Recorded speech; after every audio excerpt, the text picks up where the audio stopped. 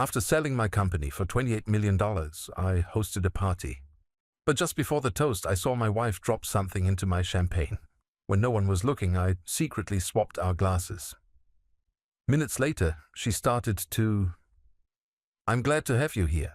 Follow my story until the end and comment the city you're watching from so I can see how far my story has reached. My name is Alan, and at 60 years old, I thought I knew my wife better than anyone. After 32 years of marriage, I believed Christina and I shared everything. That belief shattered on what should have been the happiest night of my life. The grand ballroom at the Meridian Hotel sparkled with crystal chandeliers and the laughter of 100 guests. I had just sold my manufacturing company for $28 million, and tonight was our celebration. Christina had insisted on throwing this party, saying I deserved to be honored for building something from nothing. She wore a stunning emerald dress that complemented her silver hair, and for a moment, watching her move gracefully through the crowd, I felt that familiar warmth of pride. This was my partner, my companion, the woman who had stood by me through lean years and prosperous ones. The evening was perfect. Old friends from the industry mingled with family members, sharing stories about the early days when I worked 16-hour shifts to keep the business afloat. My brother Marcus raised his glass during dinner, telling everyone how I had started with just $5,000 and a rented warehouse. Christina smiled beside me, her hand resting on my arm, playing the part of the devoted wife beautifully. But something felt off. Throughout the evening, I caught glimpses of Christina checking her phone, her smile faltering when she thought no one was looking. When our eyes met, she would brighten immediately, but there was something hollow about it. I told myself I was being paranoid, that the stress of selling the company was making me see problems where none existed. The moment that changed everything came during the toast. I had stepped away from our table to greet some late arrivals when I decided to return for the champagne flutes Christina had prepared for our special moment. As I approached from behind a decorative pillar, I saw her standing at our table, her back to me. She glanced around nervously, then reached into her small beaded purse and pulled out what looked like a tiny vial. My blood turned to ice as I watched her uncap it and pour the contents into one of the champagne glasses. The liquid was clear, almost invisible as it mixed with the golden bubbles. She capped the vial quickly and dropped it back into her purse, then turned around with that same radiant smile she had worn all evening. I stood frozen behind that pillar, my mind struggling to process what I had just witnessed. My wife of 32 years had just put something in my drink. The woman who made me breakfast every morning, who knew exactly how I liked my coffee, who had shared my bed for over 3 decades, had just tried to poison me. Christina looked around the room, her eyes searching. When she spotted me, she waved enthusiastically. "Alan, darling, come quick. Everyone's ready for the toast." I forced my legs to move, forced my face into what I hoped passed for excitement. My heart pounded so hard I was certain everyone could hear it, but the background noise of conversation and clinking glasses masked the sound of my world crumbling. "Perfect timing," Christina said, pressing a kiss to my cheek. Her lips felt cold against my skin. "I've prepared our special champagne."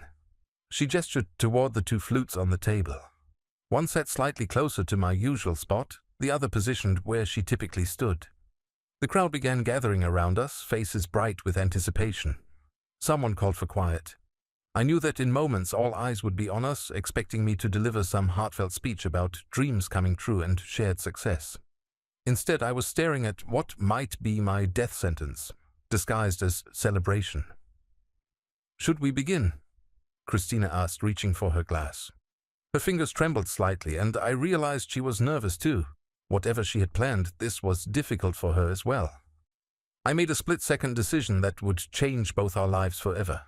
While Christina turned to acknowledge someone calling her name, I quickly switched the positions of the 2 glasses. The one she had tampered with now sat where she would reach for it. The clean glass moved to my position. "Ladies and gentlemen," I began, raising what had been her glass, "thank you all for being here tonight." Christina lifted what she believed was the untainted champagne, her smile growing wider as she anticipated the success of whatever plan she had set in motion. The crowd fell silent, waiting for my words of gratitude and reflection. "Building this company has been the adventure of a lifetime," I continued, watching Christina's face carefully. "But none of it would have meant anything without the people who believed in me, who stood by me, who shared in both the struggles and the victories. I paused, letting my gaze sweep across the room before settling on Christina. To my beautiful wife, who has been my constant companion through it all, Christina, this toast is especially for you. She beamed, raising her glass higher. To us, she said, her voice carrying clearly across the silent room. To us, I echoed, and we both brought the glasses to our lips. I took a small sip, watching as Christina drank more generously, as if she wanted to appear enthusiastic for our guests. The champagne tasted normal to me, crisp and effervescent. I wondered what she had expected me to taste, what final sensation she had planned for my last moments of consciousness. The crowd erupted in applause and cheers. People surged forward to congratulate us, to shake my hand and embrace Christina. For several minutes we were swept up in the celebration, accepting well wishes and posing for photographs.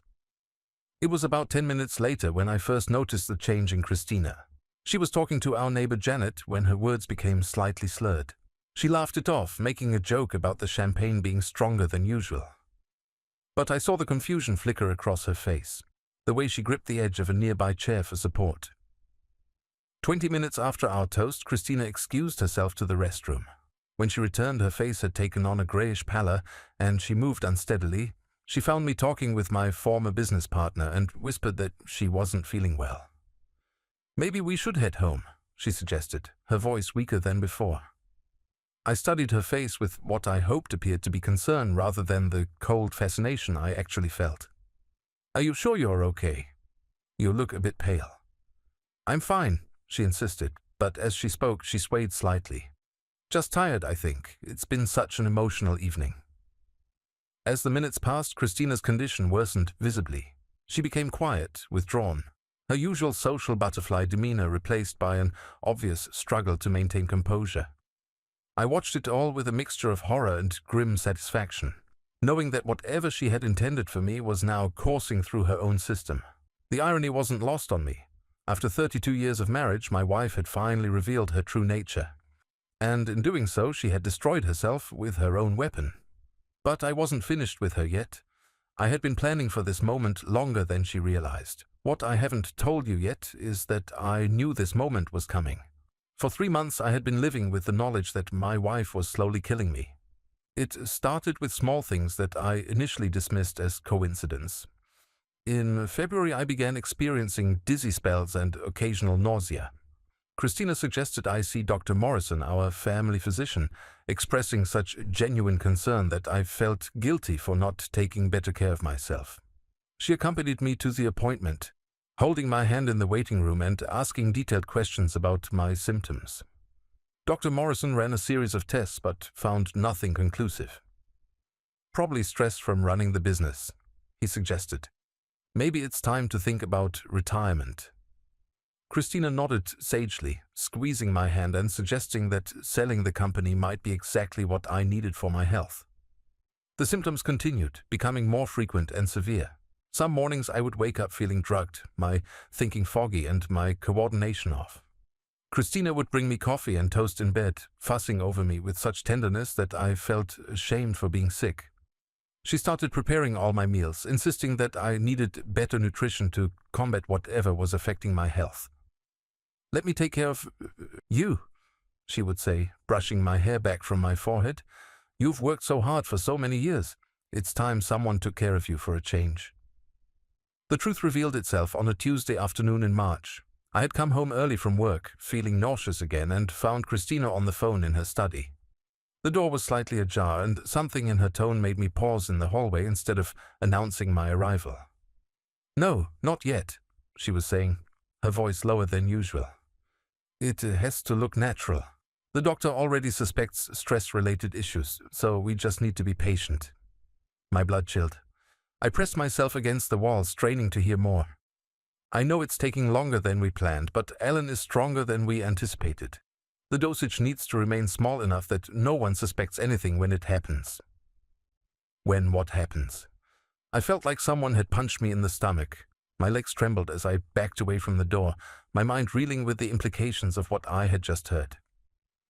Don't worry about the money, Christina continued. Once the company sells and everything is settled, we'll have more than enough to disappear. Just be patient a little longer. I made it to the garage before my knees buckled. Sitting in my car, I tried to process the reality that my wife was poisoning me. The woman who had shared my bed for over 3 decades, who knew my fears and dreams better than anyone, was slowly killing me for money. The next few days were torture. I had to pretend everything was normal while Christina continued her caring routine. She brought me homemade soup when I felt sick, which I now realized was probably making me sicker. She suggested I see Dr. Morrison again, playing the worried wife perfectly. But I wasn't helpless. I had built a successful business by being thorough and strategic, and I applied those same skills to uncovering Christina's plan. I installed a small recording device in her study and began monitoring her phone calls and internet activity. What I discovered over the following weeks was far worse than I had imagined. Christina had been researching untraceable poisons for months. Her browser history revealed visits to forums about arsenic poisoning, discussions about symptoms that mimicked natural illness in older men, and searches for information about inheritance laws. She had been planning this for far longer than I had been sick. The recordings revealed the identity of her partner. David Brennan, our financial advisor, the same man who had helped me structure the sale of my company, was conspiring with my wife to kill me. Their phone conversations were detailed and clinical, discussing dosages and timelines like they were planning a business merger rather than murder. Alan's been asking questions about the sale timeline. Christina said in one recorded conversation, "We need to accelerate things. He's getting suspicious about the health issues." "How much longer do you think?" David asked. "Dr. Morrison says stress from the sale could explain a heart attack or stroke. If we increase the dosage slightly, it should look natural. A successful businessman who worked himself to death." "And you're sure he hasn't changed the will?" "Positive. I'm the sole beneficiary of everything, including the life insurance. 28 million from the company's sale, plus the insurance and property. We'll be set for life." Listening to them discuss my death with such cold calculation broke something inside me. This wasn't a crime of passion or a moment of weakness. Christina had methodically planned to murder me, and she was enjoying the process. The tender care, the concerned wife act, the gentle attention to my declining health. It was all performance. I began documenting everything. I copied the recordings, printed her internet history, and started taking photographs of my symptoms. I also began secretly disposing of the food and drinks Christina prepared for me, replacing them when she wasn't looking. The symptoms began to subside, which only confirmed my worst fears. The most devastating discovery came when I searched Christina's personal belongings. Hidden in a shoebox in her closet, I found a small vial identical to the one I had seen her use at the party. The label read nicotine sulfate, a substance that could cause heart failure in the right dosage and would be nearly impossible to detect in an autopsy unless someone was specifically looking for it. Beside the vial was a letter addressed to David, never sent but written in Christina's handwriting. "My darling, Alan is getting weaker every day. Soon we'll be free to be together without hiding, without pretending. The money will give us everything we've dreamed of. A new life in Costa Rica just like we planned. I can hardly wait to be your wife instead of his widow." Your wife instead of his widow? Those words echoed in my mind for days. Not only was Christina planning to kill me, but she had already emotionally moved on to her next marriage. I was just an obstacle to be removed, a problem to be solved. I also found travel brochures for Costa Rica, research on countries with limited extradition treaties, and a notebook detailing how she planned to liquidate my assets after my death. She had thought of everything except the possibility that I might discover her plan. As the date of our celebration party approached, I realized that Christina was planning to accelerate her timeline. The stress of the company sale and the excitement of newfound wealth would provide the perfect cover for my sudden death. Who would question a 60-year-old businessman having a heart attack during such an emotional time? I spent weeks planning my response. I knew exactly what Christina would do at the party, and I was ready for her. Every detail had been considered, every possible outcome planned for. The only question was whether I would have the courage to follow through when the moment came. Standing in that ballroom, watching her pour poison into my champagne, I felt a strange sense of completion. After months of fear, uncertainty, and heartbreak, I finally had the evidence I needed. More importantly, I finally had the opportunity to give Christina exactly what she deserved. The woman who had planned my death with such meticulous care was about to experience her own creation firsthand. And unlike her, I felt no guilt about what was happening. Justice, I was learning, sometimes comes served in a champagne flute. Watching Christina deteriorate throughout the evening was like witnessing a slow-motion car accident. By 30 minutes after our toast, she could no longer hide her distress. Her face had taken on a waxy pallor, and beads of perspiration dotted her forehead, despite the comfortable temperature in the ballroom. "Alan," she whispered, gripping my arm with surprising strength. "Something's wrong. I feel terrible." I turned to her with what I hoped was the appropriate expression of concern. "What kind of terrible? Like you might be getting sick?" She nodded weakly, one hand pressed against her stomach. "Nauseous, dizzy, and my heart feels like it's racing." Her voice was barely audible over the ambient noise of the party. Perfect, I thought, though my face showed only worry. Those were exactly the symptoms she had planned for me to experience. The nicotine sulfate was working precisely as she had researched it would. "Maybe we should sit down," I suggested, guiding her to a nearby chair. Several guests noticed our movement, and I saw concern beginning to register on their faces. Christina was well liked in our social circle, known for her vitality and charm.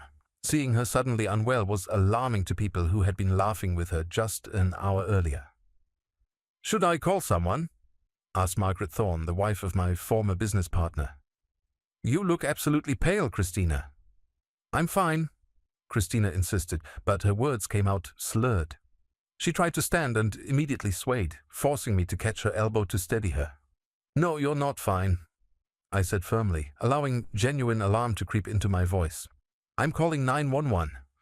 Christina's eyes widened with what I recognized as panic, though to observers it probably looked like fear about her condition. "No, please, I just need some air, maybe some water." But I was already pulling out my phone, playing the part of the concerned husband perfectly. "Something's seriously wrong, honey. We're not taking any chances." The next 20 minutes were a blur of activity. The paramedics arrived quickly, their professional efficiency cutting through the party atmosphere like a blade. Guests stepped back, creating a circle of concerned observers as the EMTs began their assessment. "When did the symptoms start?" the lead paramedic asked me while his partner took Christina's vital signs. "About 45 minutes ago," I replied, truthfully. She started feeling nauseous and dizzy. She said her heart was racing. Christina tried to speak, but her words were becoming increasingly unclear. The paramedic frowned as he checked her pulse. "Heart rate is elevated. Blood pressure is dropping. Ma'am, have you taken any medications today? Eaten anything unusual?" I watched Christina struggle to form words, knowing she couldn't possibly explain what was happening without incriminating herself. Her eyes found mine, and for a moment I saw something that might have been suspicion flickering there. But she was too disoriented to think clearly, too focused on the frightening sensations in her body to analyze the situation logically. "We're going to transport her to Memorial Hospital," the paramedic announced. "It could be a cardiac event or some kind of poisoning." Poisoning. The word hung in the air, and I felt several guests exchange glances. I made sure my expression showed appropriate shock at the suggestion. "Poisoning?" I repeated, injecting just the right amount of disbelief into my voice. How could she have been poisoned? The ride to the hospital was surreal. Christina lay strapped to the stretcher, oxygen mask covering most of her face, while I held her hand and murmured reassuring words. The irony of the situation wasn't lost on me. Here I was, comforting the woman who had spent months trying to kill me while she experienced the very death she had planned for me. "Try to stay calm," I told her softly. "Everything's going to be okay." Her eyes met mine through the clear plastic of the oxygen mask, and I saw confusion there along with growing fear. She squeezed my hand weakly, and for a moment I almost felt sorry for her. Almost. At the hospital, the emergency room team took over with practiced efficiency. I was relegated to the waiting room while they ran tests and tried to stabilize Christina's condition. The ER doctor, Dr. Sarah Martinez, emerged after about an hour to give me an update. "Mr. Peterson, your wife is stable for now, but we are very concerned about what we are seeing," she said, her expression grave. "Her symptoms are consistent with nicotine poisoning, specifically a large dose of a concentrated form like nicotine sulfate. I let my face show the shock any innocent husband would feel. Nicotine poisoning? But Christina doesn't smoke. She's never smoked. That's what makes this so puzzling. Dr. Martinez continued. Nicotine sulfate is sometimes used as an insecticide, but it's also been used historically as a poison. The amount in her system suggests intentional ingestion. Are you saying someone tried to poison my wife? I asked, allowing outrage to color my voice. I'm saying we need to call the police, she replied. This appears to be a case of attempted murder. The next few hours were a carefully choreographed performance on my part. I answered the detective's questions with exactly the right mix of confusion, concern, and cooperation. Yes, Christina and I had been celebrating at our party. No, I couldn't think of anyone who would want to hurt her. Yes, we had been drinking champagne, but from the same bottle everyone else was drinking from. Did you notice anyone acting suspiciously around your wife's drink? Detective Rodriguez asked. I paused as if trying to remember. Well, there were so many people around. Everyone was toasting, celebrating. I can't think of any specific moment when someone could have done something like this. What about your wife's behavior? Did she seem nervous or worried about anything? Now that you mention it, I said slowly. She did seem a little anxious tonight. I assumed it was just excitement about the business sale, but maybe she was worried about something else. It was nearly 3 in the morning when Christina finally regained enough consciousness to speak coherently. Dr. Martinez allowed me into her room, where she lay connected to various monitors, her face still pale but her eyes clearer than they had been hours earlier. Alan? Her voice was hoarse from the intubation they had performed earlier. I'm here, I said, taking her hand gently. How are you feeling? Confused, she admitted. The doctors say someone poisoned me. With nicotine. I watched her face carefully as she spoke, looking for any sign that she was beginning to understand what had really happened.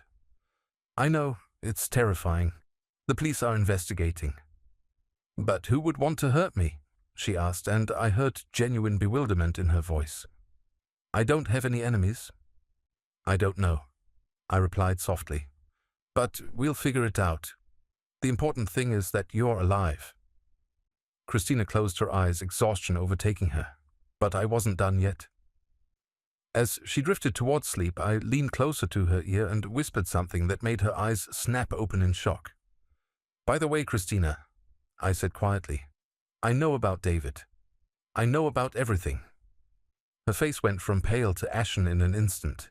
She tried to speak, but only managed a strangled whisper. What? Rest now, I said, patting her hand gently. We'll talk more when you're feeling better. I left her room knowing that her recovery would be far more complicated than the doctors anticipated. The poison in her system would heal, but the poison of her own guilt was just beginning to take effect. The woman who had planned to become a wealthy widow was about to learn what it felt like to be completely powerless. And unlike the death she had planned for me, what was coming for Christina would leave her very much alive to face the consequences of her choices. The real punishment was just beginning. The next morning I returned to the hospital with a briefcase that would change Christina's life forever. She was awake when I entered her room, though she looked exhausted and frightened. The confident, social butterfly who had hosted our party just 24 hours earlier was gone, replaced by a woman who finally understood she was trapped. Alan, she said cautiously as I settled into the chair beside her bed. About what you said last night. About David? I interrupted gently. About how you've been slowly poisoning me for months? About your plan to kill me and run away to Costa Rica with my money? Christina's heart monitor betrayed her rising panic, the beeping accelerating as her pulse quickened. I don't know what you're talking about. I opened my briefcase and pulled out a thick folder. I think you do. Should we start with the phone recordings, or would you prefer to see your internet search history first? Her face crumpled, and for a moment she looked like the young woman I had married 32 years earlier.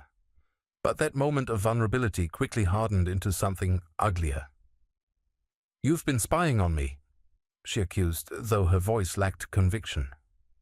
I've been protecting myself, I corrected. From my wife who was trying to murder me. I pulled out the first document, a printed transcript of one of her phone conversations with David. March 15th. You told David, and I quote, Alan's been asking questions about the sale timeline. We need to accelerate things. He's getting suspicious about the health issues. Christina stared at the paper, her breathing shallow. Alan, please. March 22nd, I continued, pulling out another transcript. You said, Dr. Morrison says stress from the sale could explain a heart attack or stroke. If we increase the dosage slightly, it should look natural. With each document I presented, Christina seemed to shrink further into herself. But I wasn't finished. The worst revelations were yet to come. But my personal favorite, I said, retrieving a photocopy from the folder, is this letter you wrote to David. The one you hid in your shoebox but never sent. I began reading in a calm, steady voice. My darling, Alan is getting weaker every day. Soon we'll be free to be together without hiding, without pretending. The money will give us everything we've dreamed of. A new life in Costa Rica, just like we planned. I can hardly wait to be your wife instead of his widow. The words hung in the air between us like a physical presence. Christina's face had gone completely white, and I could see her struggling to find some explanation, some way to minimize what she had done. How long? I asked quietly. Alan, how long have you been sleeping with David? How long have you been planning to kill me? Tears began streaming down her face, but I felt no sympathy. These weren't tears of remorse. They were tears of someone who had been caught. 2 years, she whispered finally. 2 years. I let the words settle. So when we celebrated our 30th wedding anniversary, you were already planning my death. She nodded almost imperceptibly, unable to meet my eyes. And David? How long has he been helping you? Since last summer. He said there were ways to make it look natural. I felt a cold fury wash over me. David Brennan had been my financial advisor for over a decade. I had trusted him with my business plans, my retirement strategies, my family's financial security, and all the while he had been planning to murder me for my money. Tell me about the plan, I said, my voice deadly calm. I want to hear all of it. Christina was crying harder now, but she began to speak. The story that emerged was even more calculating than I had imagined. David had approached her about 18 months earlier, initially just flirting during routine meetings about our investments. Their affair had begun slowly, but David had quickly begun planting ideas about how much better Christina's life could be without the burden of an aging husband. He said you were holding me back, Christina sobbed.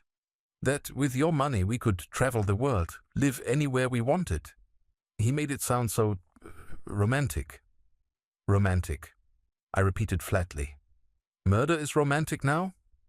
It wasn't supposed to be murder, she insisted desperately. David said the nicotine would just make you go to sleep, that it would be peaceful. I stared at her in disbelief. Christina, nicotine sulfate causes seizures, cardiac arrest, and respiratory failure. There's nothing peaceful about it. She looked genuinely shocked, as if she had never considered the actual mechanics of how I would die. David said, David lied to you, just like you lied to me. I pulled out another set of documents, bank statements, and financial records that David had probably hoped would never see daylight. Did you know that David has been skimming money from my accounts for months? Small amounts, but consistent. He's been stealing from me while planning my death. Christina's eyes widened. That's not possible. David wouldn't… David's been using you, I interrupted. You think he loves you? You think this was about romance? Christina, he's already stolen over $200,000 from our accounts. He was never planning to run away with you. He was planning to disappear with my money and leave you to deal with the consequences of my murder. I showed her the evidence I had gathered about David's financial activities. Transfers to offshore accounts, mysterious withdrawals, investment losses that didn't actually exist. David had been systematically looting my portfolio while convincing my wife to kill me. He told me he loved me, Christina whispered, her voice breaking completely. He told you what you wanted to hear so you would do his dirty work, I replied harshly. You were never his partner, Christina. You were his patsy. The full weight of her situation was finally beginning to dawn on her. Not only had her murder plot failed spectacularly, but she was discovering that the man she thought she loved had been manipulating her from the beginning. "What happens now?" she asked, her voice barely audible. I closed the briefcase and stood up. "Now you face the consequences of your choices." "Alan, please, I'm sorry. I was confused. I wasn't thinking clearly. David manipulated me." "Stop." My voice cut through her pleading. "You made a choice, Christina. Every day for months you made the choice to poison me. Every morning when you brought me coffee, every dinner you prepared, every time you looked at me with fake concern while I got sicker, those were choices." I walked toward the door, then turned back. "Oh, and Christina. The police will be here soon. I've given them copies of everything." Her eyes went wide with panic. "You called the police?" "Someone tried to murder me," I said simply. "Of course I called the police." As I reached for the door handle, Christina's voice stopped me. "What about David?" I smiled grimly. "What about him? Don't worry. The police will be paying him a visit too. I'm sure he'll be very surprised to learn that his attempted murder charge comes with additional counts of embezzlement and fraud." "Alan, wait." Christina's voice was desperate now. "What about us? What about our marriage?" I paused, looking back at the woman who had shared my life for 32 years, who had tried to end that life for money and another man's false promises. "There is no us, Christina. There hasn't been for 2 years, apparently. The only difference is that now I know it too." I left her there, crying and alone, to await the arrival of the police officers who would formally arrest her for attempted murder.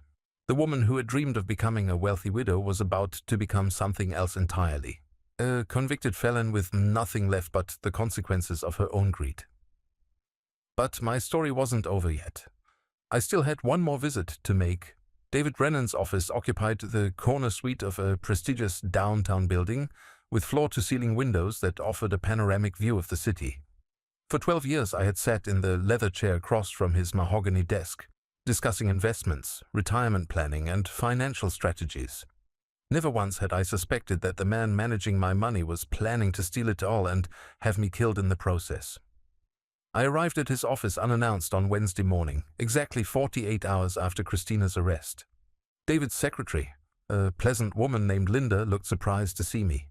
"Mr. Peterson, I wasn't expecting you today. I'm so sorry to hear about Mrs. Peterson's incident at your party. How is she doing?" "She's recovering," I replied neutrally. "Is David available? I have some urgent matters to discuss with him." "Of course. Let me check with him." Linda buzzed to David's office, and I heard his voice come through the intercom with what sounded like genuine concern. "Alan, send him right in. I've been worried sick about Christina." I walked into his office, taking in the expensive artwork on the walls, the Persian rug beneath my feet, and the collection of crystal awards commemorating his success as a financial advisor. All of it purchased, I now realized, with money stolen from clients like me. David stood up from behind his desk, his face arranged in an expression of deep sympathy. He was a handsome man in his early 50s, with silver-gray hair and the kind of confident demeanor that inspired trust. No wonder Christina had been taken in by his performance. "Alan, my God, what a terrible thing to happen," he said, coming around the desk to shake my hand. "How is Christina?" The news reports were so vague.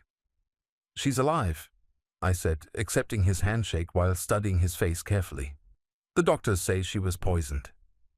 David's expression shifted to shock, and I had to admit he was a skilled actor. "Poisoned? Who would want to hurt Christina?"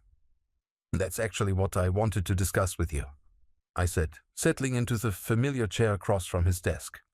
"The police have some interesting theories." David returned to his seat, his brow furrowed with apparent concern.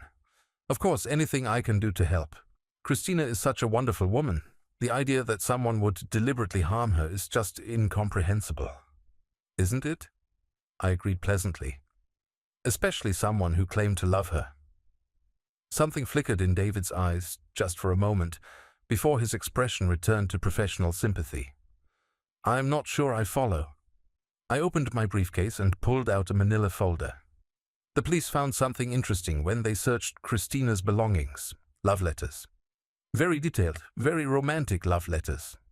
David's face had gone pale, but he maintained his composure. Alan, I don't know what you're implying.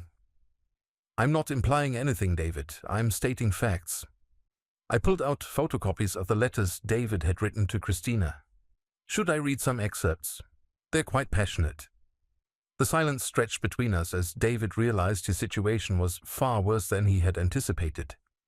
Finally, he leaned back in his chair and let out a long breath.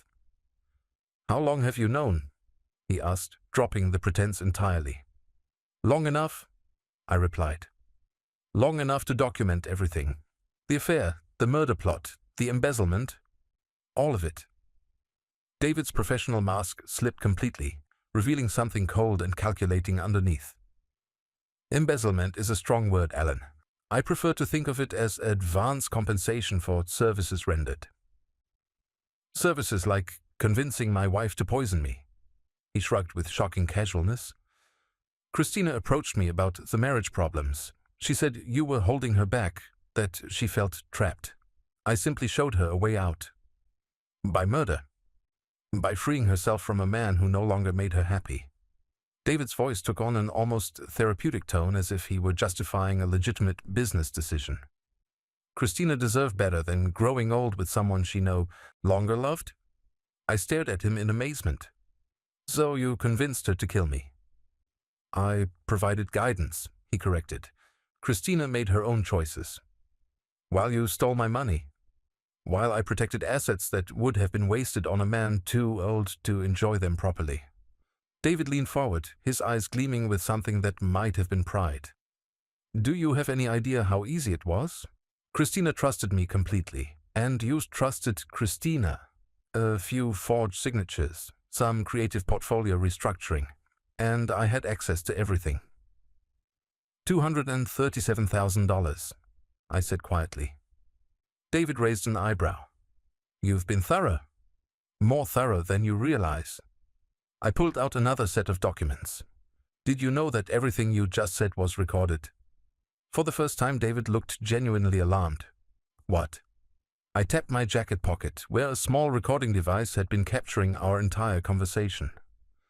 Amazing what technology can do these days. Crystal clear audio quality. David's face went ashen. "You son of a bitch." "Language, David. This is a professional office." I smiled coldly. "Though I suppose it won't be your office much longer." "You can't prove anything," he said, but his voice lacked conviction. "Can't I?" I pulled out the final folder from my briefcase. Offshore bank accounts in the Cayman Islands. Wire transfers that coincidentally matched the amounts missing from my portfolio. Travel bookings to Costa Rica under false names. Should I continue? David slumped in his chair, the fight going out of him. "What do you want?" "Justice," I replied simply. "You manipulated my wife into trying to murder me while you systematically stole my life savings. What I want is to watch you face the consequences." "Christina was willing," David protested weakly. "She wanted you dead as much as I did." "Really? Because according to the letters you wrote her, you told her the nicotine would be peaceful, like going to sleep naturally. You never told her it would cause seizures and cardiac arrest, did you?" David said nothing, but his silence was answer enough. "You lied to her about everything," I continued. "The nature of the poison, your feelings for her, your plans for the future. You even lied about loving her. Christina was just a convenient tool for you, wasn't she?" "She was naive," David admitted bitterly. "Desperate to believe someone found her special. It was pathetically easy to manipulate her." "And when I was dead, what was your real plan?" David's laugh was hollow. "Take the money and disappear. Let Christina deal with the police investigation. If they suspected foul play, she'd be the grieving widow with access and opportunity. I'd be just a helpful financial advisor who managed the victim's portfolio. You were going to let her take the fall. She was never supposed to survive long enough for that to matter," David said with chilling honesty. "A grieving widow overwhelmed by guilt and investigation might tragically take her own life, leaving her devoted financial advisor to manage the estate as a final act of service." The casual way he discussed murdering both Christina and me was more horrifying than any rage or passion would have been. This wasn't a crime of emotion, it was a business plan. "You're a monster," I said quietly. I'm a realist, David corrected. You and Christina were just obstacles between me and a comfortable retirement. Nothing personal. I stood up, gathering my documents. Well, David, I hope your retirement plans included a federal prison, because that's where you'll be spending your golden years. As I reached the door, David called out one last time. Alan, wait, we can work something out. I can return the money, disappear quietly. Christina doesn't have to know about the real plan. I turned back to look at him. Christina already knows. I told her yesterday that you were using her. She knows you never loved her, that you were planning to let her take the blame for my murder, and that you probably would have killed her too eventually. How did she take it? David asked, and I detected what might have been genuine curiosity. Like a woman who finally understands that the man she destroyed her marriage for never cared about her at all. I smiled grimly. She's been crying for 2 days straight. As I left David's office, I could hear him on the phone, probably calling his lawyer or trying to access his offshore accounts before the authorities froze them. It didn't matter. The police were already on their way, armed with enough evidence to ensure that David Brennan would never manipulate another vulnerable woman or steal another client's life savings. The puppet master who had orchestrated my wife's betrayal and attempted murder was about to learn what it felt like to have his own strings cut. And unlike his victims, David would have decades in prison to contemplate the consequences of his choices. Justice, I was discovering, could be very satisfying indeed. 6 months after the night that changed everything, I sat in my new home office overlooking a tranquil lake that reflected the morning sun like scattered diamonds. The house was smaller than the mansion Christina and I had shared, but it was mine completely. Purchased with money that David Brennan hadn't managed to steal and untainted by memories of betrayal. The legal proceedings had concluded faster than I had expected. Christina pled guilty to attempted murder in exchange for a reduced sentence of 12 years in state prison. The evidence against her was overwhelming, and her attorney had advised her that fighting the charges would likely result in a much harsher penalty. David hadn't been so fortunate. His embezzlement charges, combined with conspiracy to commit murder and financial fraud across multiple states, had earned him a federal sentence of 25 years to life. 53 years old, he would likely die in prison. A fitting end for a man who had planned the deaths of others for profit. I had testified at both trials, describing the months of illness Christina had inflicted on me and the systematic theft of my assets that David had orchestrated. The prosecutors had praised my thorough documentation of the crimes, though I think they were somewhat disturbed by how calmly I had planned my response. Most victims don't have such detailed evidence, the lead prosecutor had commented after David's sentencing. You were remarkably prepared. I spent 40 years building a successful business, I had replied. Preparation is a habit. What I hadn't told him was how satisfying it had been to watch Christina and David realize that their carefully planned crime had trapped them instead of me. The expression on Christina's face when she understood that David had never loved her, that she had destroyed her marriage and committed attempted murder for a man who viewed her as disposable, was something I would never forget. The divorce had been finalized 3 months earlier. Since Christina was incarcerated and facing financial ruin from legal fees, the proceedings were straightforward. I kept the house, the remaining investments, and my business proceeds. She kept nothing except the knowledge that her greed had cost her everything. I had initially planned to sell our family home, but I discovered something interesting when I began going through Christina's personal belongings. Hidden in various locations throughout the house, I found evidence of other affairs dating back nearly 15 years. David wasn't her first lover, just the first one ambitious enough to convince her to commit murder. Among her papers, I also found a diary that chronicled her growing resentment toward our marriage. Page after page detailed her feelings of entitlement to a more exciting life, her belief that I was holding her back from her true potential, and her conviction that she deserved better than a hard-working but unglamorous husband. Reading those entries was like discovering that I had been married to a stranger for decades. The woman who had brought me coffee every morning had been documenting her hatred of our life together, planning her escape long before David entered the picture. He had simply provided her with the means to achieve what she had been dreaming about for years. The most revealing entry was dated just 2 weeks before my 60th birthday party. Alan is so boring now. All he talks about is retirement and growing old together. David makes me feel young and beautiful again. He says we could have adventures, see the world, live the life I was meant to live. Sometimes I think it would be easier if Alan just weren't here anymore." She had been fantasizing about my death before David ever suggested murder as a practical solution. The realization was liberating in a way I hadn't expected.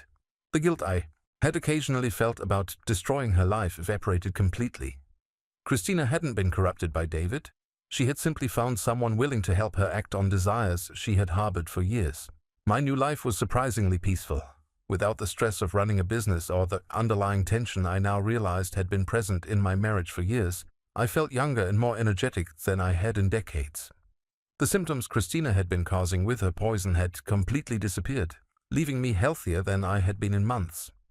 I had made some changes beyond just moving to a new house. Dr. Morrison, who had unknowingly been providing cover for Christina's murder plot with his stress-related diagnosis, had been replaced by a younger physician who actually listened to my concerns. My new doctor was amazed by my improved health and energy levels.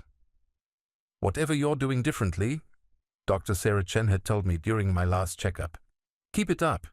Your blood pressure is excellent, your heart rate is strong, and you seem to have reversed years of aging in just a few months." "Clean living," I had replied with a smile she probably interpreted differently than I meant it. I had also reconnected with old friends and family members that Christina had gradually alienated over the years. My brother Marcus visited regularly now, along with cousins and former colleagues who had been subtly discouraged from maintaining close relationships with us. I realized that Christina's isolation tactics had been part of her long-term planning. Fewer close relationships meant fewer people who might notice changes in my health or behavior. The loneliness I had expected to feel as a newly single man in his 60s never materialized. Instead, I felt a profound sense of relief and freedom that grew stronger each day. Every morning when I woke up, I experienced a moment of pure gratitude that I was alive and free to make my own choices. I had even begun dating again, something I never thought I would have the courage to do. Margaret Thorne, the widow of my former business partner, had approached me at a mutual friend's birthday party 3 months after my divorce was finalized. "Alan, I hope this isn't inappropriate," she had said, "but I've always admired how you handled everything with Christina and that awful man. Would you like to have dinner sometime?" Margaret was everything Christina had pretended to be. Genuine, kind, and interested in building something real rather than manipulating situations for personal gain. Our relationship was developing slowly, built on honest communication and mutual respect. She knew my story completely and had shared her own experiences with her late husband's illness and death.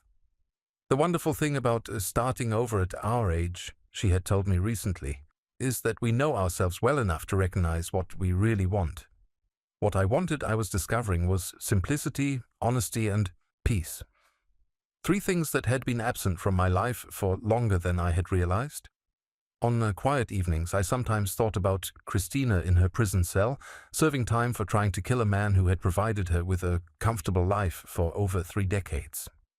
I wondered if she ever reflected on the choices that had led her there, or if she still blamed external circumstances for her downfall. I also thought about David, aging in federal prison while the money he had stolen was recovered and returned to his victims. He had been so confident in his manipulation skills, so certain that he could orchestrate the perfect crime. Instead, he had created the perfect trap for himself. The irony wasn't lost on me that in trying to poison my life, Christina had actually freed me from a marriage that had been slowly killing me in ways I hadn't recognized. Her betrayal had been the catalyst for creating the life I truly wanted, one built on truth rather than hidden resentments and secret plans. As I finished my morning coffee and prepared to meet Margaret for lunch at our favorite lakeside restaurant, I reflected on the strange journey that had brought me to this place of contentment. The woman who had tried to end my life had instead given me a new beginning. Sometimes the greatest gifts come wrapped in the ugliest packages. Christina's poison had been intended to kill me, but instead it had killed the naive, trusting man I used to be and allowed someone stronger and wiser to take his place. I was 60 years old, finally free, and for the first time in decades, truly happy. The future stretched ahead of me like an uncharted territory full of possibilities, and I was eager to explore every one of them. Justice had been served, but more importantly, life had been reclaimed. And that was the sweetest victory of all.